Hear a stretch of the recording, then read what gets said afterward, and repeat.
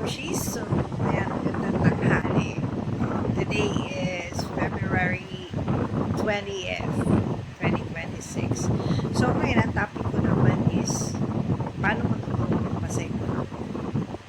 So, eto, kung hindi pa rin magpasaya ng anak mo, start nyo siya pagkagising. Pagkalas niya matulog mag-alusal. So, make sure na nag-alusal na siya kahit galas lang. Tapos, turuan mo siya yung ABCD na ay start mo siya gano'n. Tapos bago matulog, so bago matulog, kahit 15 minutes, 10 to 15 minutes a day. Actually, that's 20 minutes, 20 to 30 minutes a day.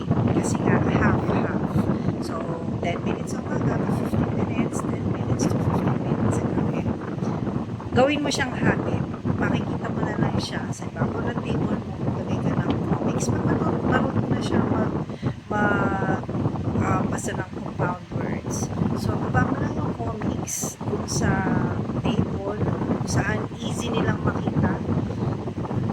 Maniwala kayo sa akin, sila magpa-browse niyan. Ang bata kailangan matuto sila mag-browse ng libro.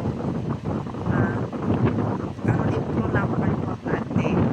Sabihin ninyo, digital na ngayon, may cellphone na, may tablet na, may computer na. Hindi. Let them learn on their own. Basta sanayin mo sila yung 2 weeks na 10 to 15 minutes in the morning after ng breakfast and 10 to 15 minutes bago matulog. 2 linggo lang, magaling na magpasaya.